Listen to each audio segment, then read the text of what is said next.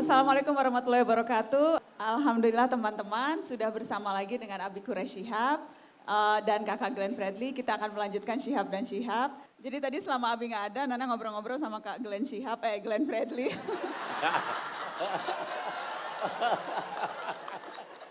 Ya sudah bisa Bi, jadi kita tambahin Glenn Fredly Shihab udah bisa Bi. Kita masukkan Shihab. Kita masukkan. Kita tadi bicara soal toleransi, Kak Glenn cerita pengalamannya ketika di Maluku. Karena kan topik kita hari ini soal bagaimana keragaman itu kehendak Tuhan. Abi selalu menekankan itu ke Nana, ke kakak, ke adik-adik, ke semuanya. Itu yang selalu Abi juga diajarkan oleh orang tua Abi, oleh Habib dan sebagainya. Bagaimana Islam itu agama yang rahmat dan memang terbuka dengan perbedaan. Bisa Abi ceritakan lagi. Boleh lebih dekat ya Bi mic-nya? Ya. Jadi pertama begini. Sekian banyak ayat dalam Al-Quran yang menyatakan kalau seandainya Tuhan mau, tapi dia tidak mau. Kalau seandainya Tuhan mau, kamu dijadikannya satu umat saja. Ada lagi ayat yang menyatakan kalau seandainya Tuhan mau, dia bisa menjadikan kamu satu umat. Tetapi kalian selalu akan berbeda-beda.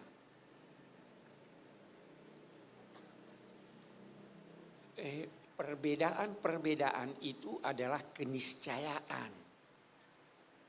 Itu adalah rahmat Tuhan. Mari kita lihat apa maksudnya ini.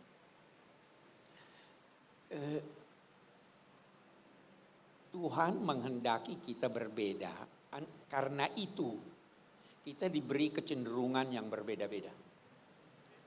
Kita diberi akal yang berbeda-beda. Tuhan juga menyatakan bahwa setiap umat diberi syariat. Walikullin ja'alna minkum syir'atan wa minhaja. Maka berlomba-lombalah dalam kebaikan. Jadi keragaman itu keniscayaan dan kehendak Tuhan.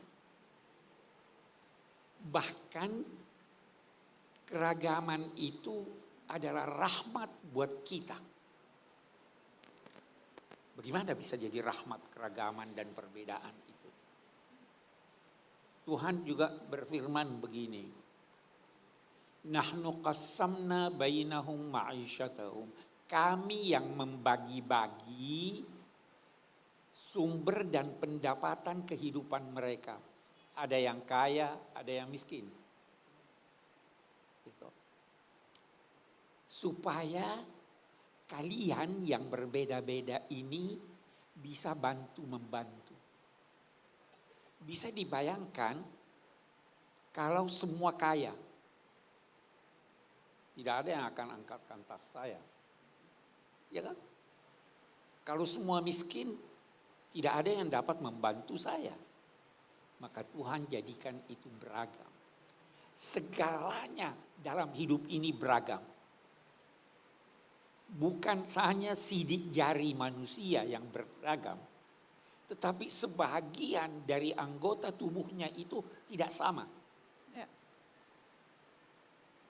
Yang kembar pun tidak sama. Daun pun dari satu pohon, daun yang A dengan daun B dari satu pohon pasti ada bedanya. Maka kita harus menerima perbedaan itu karena itu rahmat. Kalau Anda tidak mau menerima perbedaan itu berarti Anda menolak rahmat Tuhan. Satu hal lagi yang saya ingin garis bawahi. Jangan anggap perbedaan itu otomatis jadi pertentangan. Perbedaan bukan otomatis pertentangan. Otomatis pertentangan. Saya berbeda dengan Glenn Shihab ini. Ada samanya kan? Saya sama-sama manusia. Tetapi wajahnya sudah beda. Kecenderungannya beda, profesinya beda. Bahkan dua kalimat yang tersusun dengan kata-kata yang persis sama, itu pun bisa berbeda. Walaupun tidak harus bertentangan. Kalau saya berkata, mari saya berkata begini, si A datang, yang satu berkata si A tidak datang. Beda enggak? Bertentangan enggak? Belum tentu. Itu pakar-pakar logika berkata ada 8 syarat yang harus terpenuhi, baru 2 kalimat yang sama itu dikatakan bertentangan. Terus saya berkata, si A datang. Yang ini berkata si A tidak datang, belum tentu bertentangan. Saya harus tanya dulu, A yang Anda maksud siapa? Datangnya kapan? Si A datang kemarin, A tidak datang sekarang, tidak bertentangan. Syaratnya, waktunya, tempatnya, potensi dan secara potensial atau telah wujud. Saya bisa berkata, anak ini bisa menulis. Yang satu berkata, tidak, anak ini tidak bisa menulis. Itu belum tentu bertentangan. Anak ini bisa menulis dalam arti dia berpotensi untuk mampu menulis. Jadi jangan cepat-cepat mempertentangkan. Apalagi dalam bidang agama. Bidang agama itu sangat sensitif. Kalau bidang ilmu orang bisa bertengkar tanpa marah. Tapi agama menyentuh hati. Sangat mudah seorang ilmuwan mengubah pendapat ilmiahnya. Ya. Tetapi sangat sulit seseorang mengubah keyakinannya. Jadi, nah ini yang Tuhan katakan. Kalian bisa berbeda-beda. Ada prinsip-prinsip yang diajarkan oleh Islam yang menjadikan kita dapat bertemu. Apa itu misalnya? Mari kita cari titik temu. Ta'alau ila kalimatin sawa'in bainana. Itu. Mari kita cari titik temu. Kalau kita bertemu, kita bekerja sama. Kalau kita tidak bertemu, silahkan lakukan apa yang Anda inginkan, lakukan apa yang Anda inginkan, tapi mari kita berlomba dalam kebaikan. Ya kan? Saya dengan Muslim, dengan yang berlainan agama. Mari kita bekerja sama. Membersihkan bersama jalan raya. Membersihkan selokan. Membantu anak yatim. Kita bisa bekerja sama di situ. Tapi kalau kita tidak bisa bekerja sama, kita berlombalah dalam kebaikan. Itu yang diajarkan oleh agama. Sehingga jangan melantur ya, jangan terlalu banyak. Oke. Enggak apa-apa, Bi. Senang kalau dengar cerita Abi, senang ya dengar berbagai masukannya Abi. Bi, kalau kita misalnya melihat contoh bagaimana Nabi memberikan teladan berhubungan dengan orang yang berbeda agama dengan kita, apa yang bisa kita teladani dari Nabi? Oh, banyak sekali. Itu sangat populer kisah Nabi memberi makan seorang tua yang beragama Yahudi. Ini perlu dibantu, dikasih. Bahkan mungkin tidak banyak yang tahu karena tidak sering diangkat. Pernah terjadi diskusi antara Nabi dengan serombongan orang-orang Nasrani dari Najran, perbatasan Saudi dengan Yaman. Tiba waktu sholat, waktu kebaktian. Nabi berkata, silahkan di masjid saya. Nabi mempersilahkan kebaktian di masjid. Di masjid. Kalau sekarang barangkali orang bingung-bingung. Sampai sekarang umat Islam boleh sholat di gereja. Hanya kondisi sosial karena orang tidak paham. Udah deh daripada ribut. Tapi boleh selama tempat itu bersih. Ya kan? Jadi Al-Quran menyatakan. Walaula daf'ullahi nas ba'duhum bi ba'din. lahuddimat sawami' wa bi'un wa salawatun wa masajid yuzkaru fiha ismullahi katsiran. Kalau Tuhan tidak mengizinkan sekelompok orang yang teraniaya untuk membela diri, maka akan dirubuhkan masjid-masjid, biara-biara, gereja-gereja, sinagog-sinagog, di mana di tempat-tempat itu nama Tuhan disebut. Kita bertemu pada ketuhanan yang Maha Esa. Jadi harus dijaga itu, harus dipelihara itu. Sewaktu rombongan ini pulang, diskusi menyangkut akidah tidak ketemu. Ya kan? Kepercayaan umat Kristiani menyangkut Tuhan beda dalam sifat-sifatnya menyangkut ini. Tapi itu tidak menghalangi Nabi menulis perjanjian, menjanjikan bahwa kalian akan saya bela sebagaimana saya membela keluarga dekat saya. Nabi berpesan bahwa kalau seandainya, dan pesan ini berlaku untuk rombongan dan semua orang Nasrani sampai akhir zaman. Di teksnya itu, bisa dilihat di Google. Teksnya itu berkata apa? Kalau umat Kristiani membutuhkan sesuatu untuk kebutuhan agama mereka atau ingin merenovasi gereja-gereja mereka, hendaklah mereka dibantu bukan berupa hutang, tapi pemberian. Ada itu. Kalau seandainya ada seorang Muslim yang ingin menikahi seorang wanita Nasrania, maka dia boleh menikahinya dengan syarat tidak memaksanya dan dengan syarat harus seizin keluarganya. Dan kalau dia telah menikah, maka tidak boleh diganggu-gugat ajaran agamanya. Dia dipersilahkan untuk melaksanakan ajaran agamanya. Itu yang diajarkan Nabi. Sampai akhir zaman, Bi. Sampai akhir zaman, sampai sekarang dan yang akan datang. Abi membawa itu teksnya tadi Nalia. Ada bawa teksnya ya. Perjanjian. Ini naskah janji Rasulullah Muhammad SAW dengan penganut agama Kristen. Perjanjian Najran ini disebut, Bi. Ini agak panjang teman-teman. Mana yang penting, Abiku? Yang penting ini tadi sebagian. Ya. Buat para penganut agama Nasrani, bila mereka memerlukan sesuatu untuk perbaikan tempat ibadah mereka atau satu kepentingan mereka dan agama mereka, bila mereka membutuhkan bantuan dari kaum muslimin, maka hendaklah mereka dibantu dan bantuan itu bukan merupakan hutang yang dibebankan kepada mereka, tetapi dukungan kepada mereka dan anugerah dari Allah dan Rasulnya buat mereka.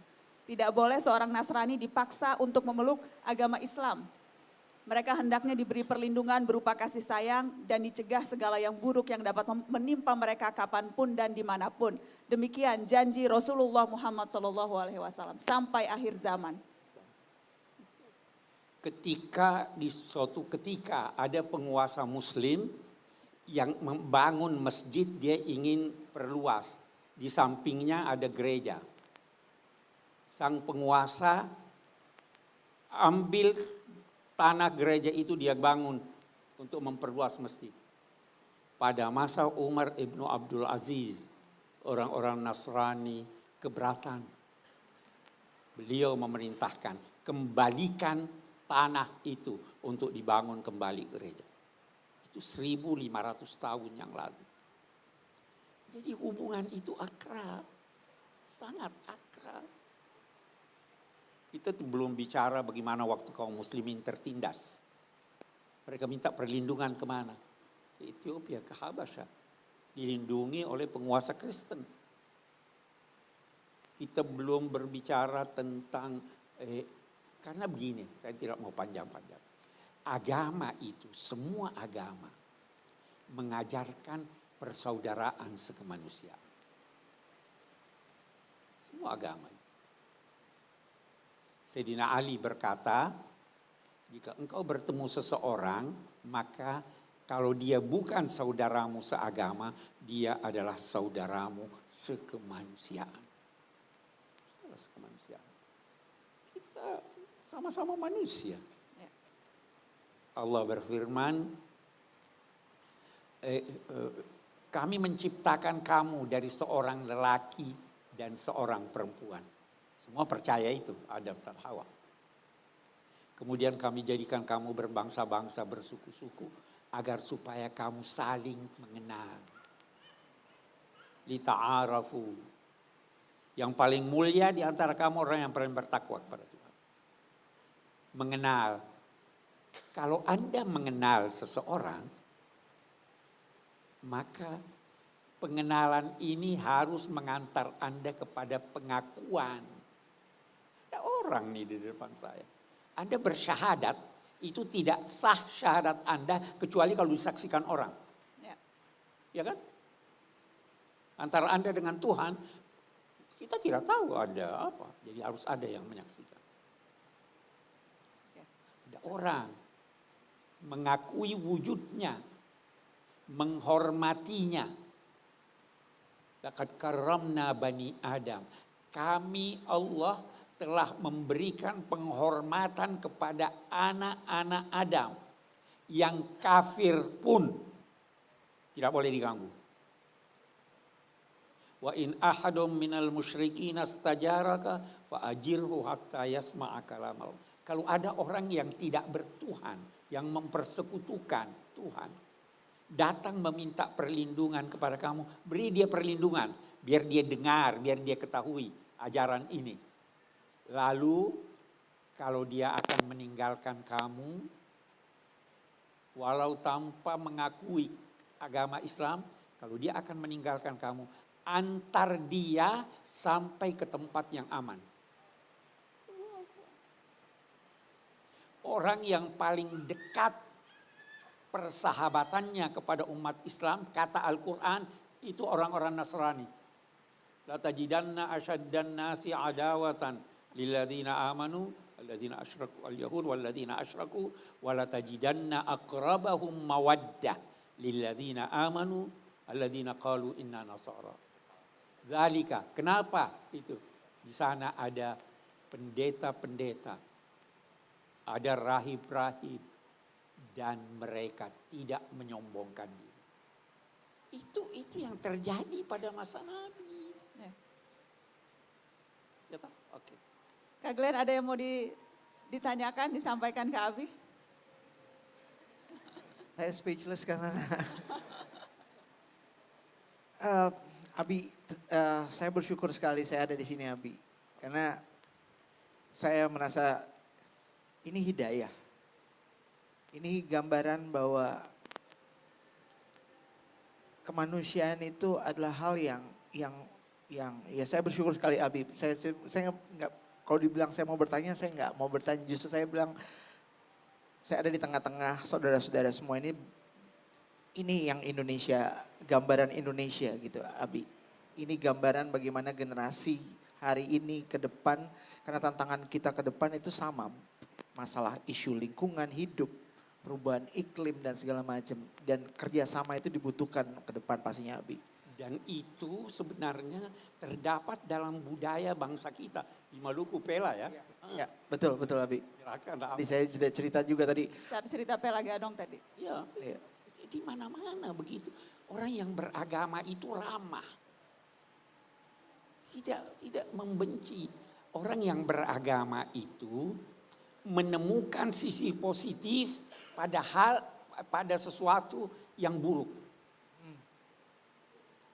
Nabi Isa alaihissalam berjalan dengan sahabat-sahabat beliau, ada anjing, bangkai anjing. Menusuk aromanya. Apa kata Nabi Isa? Coba lihat giginya putih sekali. Ditemukan sesuatu yang indah pada hal yang buruk. Orang picik itu mencari yang buruk pada yang benar. Orang bijak mencari yang benar pada hal yang buruk. Semua agama begitu. Semua mengajarkan itu, mengajarkan kemanusiaan. Semua, kalau Anda bersalah, saya bisa melakukan kesalahan lebih buruk dari kesalahan Anda. Harus kita sadari begitu. Nah, dari sini lantas datang dalam agama itu anjuran untuk membantu dalam Islam sedekah, zakat dan kemanusiaan. Abiku, bahwa sekarang terasa nilai-nilai itu mungkin saja berpudar. Apa yang bisa kita lakukan untuk mengembalikan, karena bahkan 1.500 tahun yang lalu pun itu sudah diajarkan. Iya. Kita hendaknya kembali menyadarkan masyarakat kita. Kalau saya bicara tentang umat Islam, itu ada seorang pakar di Mesir menulis buku kecil, tapi menimbulkan tanggapan yang sangat positif dan diakui kebenarannya. Dia katakan umat Islam berada di tengah bodohan umatnya dan ketidakmampuan ulamanya. Umat bodoh, ulama tidak mampu untuk ini. Al-Islam baina jahli ummatihi wa ajzi ulamaihi. Jadi kita harus tingkatkan. Saya selalu berkata, berdakwah itu suksesnya bukan tepuk tangan, bukan ratap tangis. Bukan itu tanda sukses. Bertambahnya pengetahuan Anda dan bertambahnya kesadaran beragama Anda. Itu baru berhasil. Kalau ilmunya tidak nambah, apalagi kalau salah-salah, kesadaran tidak tambah, itu tidak sukses itu. Jadi itu yang harus kita lakukan. Itu yang harus dilakukan. Terus menumbuhkan kesadaran beragama. Menumbuhkan kesadaran beragama dan kesadaran kemanusiaan. Saya berulang-ulang berkata, kemanusiaan mendahului keberagamaan. Kemanusiaan mendahului keberagamaan. Saya mau beri contoh. Anda mau pergi haji. Oke. Uangnya tidak cukup kalau Anda pergi sedang keluarga Anda tidak memiliki kemampuan untuk hidup. Wajib haji atau tidak? Saya beri contoh yang lebih ekstrim. Anda mau berwudu, ada air. Oke. Ada anjing kehausan. Kalau Anda berwudu, anjingnya tidak minum. Yang mana yang Anda harus dahulukan? Kasih anjing. Ini sudah ulama semua yang di depan kita. Ya, kasih anjing. Mencintai anjing itu adalah bagian dari kemanusiaan. Jangan anggap kemanusiaan itu hanya terhadap manusia. Lingkungan kita. Itu agama seperti itu. Nabi membatalkan umrahnya demi terciptanya perdamaian. Tidak usah pergi umrah, kita yang perlu damai. Kemanusiaan mendahului keberagamaan. Oke. Terima kasih Abiku. Kakak Glenn, terima kasih sudah. Tadi ada kucing lewat-lewat, tapi karena itu tadi kemanusiaan tadi termasuk juga kucing-kucing yang lucu juga ikut mendengarkan. Namanya seorang wanita masuk ke neraka karena mengurung kucing, tidak memberinya makan atau tidak melepaskannya agar mencari makan sendiri. Seorang bergelimang dosa masuk sorga karena memberi minum seekor anjing yang kehausan. Itu kan Subhanallah. begitu. Jadi ada begitu banyak cara untuk berbuat baik ya Bi? Banyak sekali. Untuk mendapat pahala, mendapat rahmat. Paling tidak Oke. senyum. Kalau tidak dapat bersedekah, senyumlah. Jangan Cemberut. Jangan cemberut. Jangan suka galau ya Bi? Tersenyum terutama kalau dengar-dengar lagu-lagu Kakak Glenn Bi. Oh iya. Itu kita biasanya selalu tersenyum. Walaupun lagu galau juga nggak bisa kalau nggak senyum Kak Glenn. Kak Glenn boleh nggak? Apa Kanana? Minta lagu boleh Oh, nggak? boleh dong Kanana. Boleh ya, kita banget. dengar lagu Kak Glenn ya. Boleh, Sebagai Kak. penutup Syihab dan Syihab.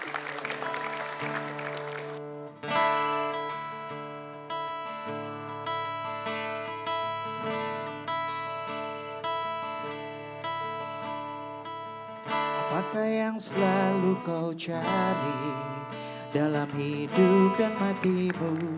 Setiap hembusan nafasmu, tak cukupkah nikmati lahi yang mengalir di setiap nafasmu, samudra jiwamu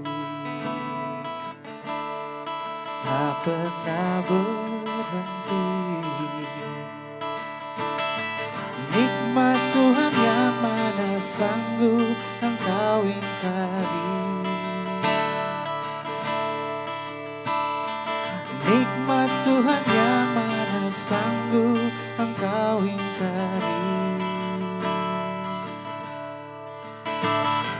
Tuhan ciptakan beragam beda, takkan sanggup akalmu meraba.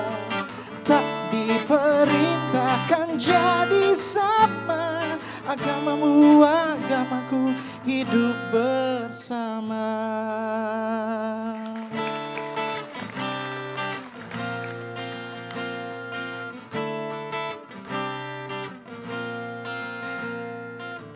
Apakah yang selalu kau cari dalam hidup dan matimu?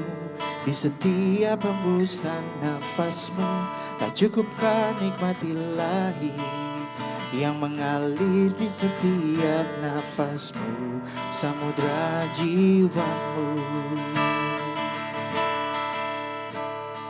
Nikmat Tuhan yang mana sanggup engkau ingkari. Nikmat Tuhan yang mana sanggup engkau ingkari. Oh, Tuhan ciptakan beragam beda, takkan sanggup akalmu meraba. Tak diperintahkan jadi sama, agamamu agamaku hidup bersama. Tuhan ciptakan beragam beda, takkan sanggup akalmu meraba.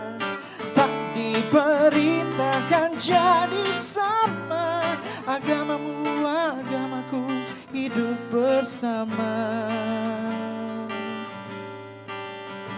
Agamamu agamaku hidup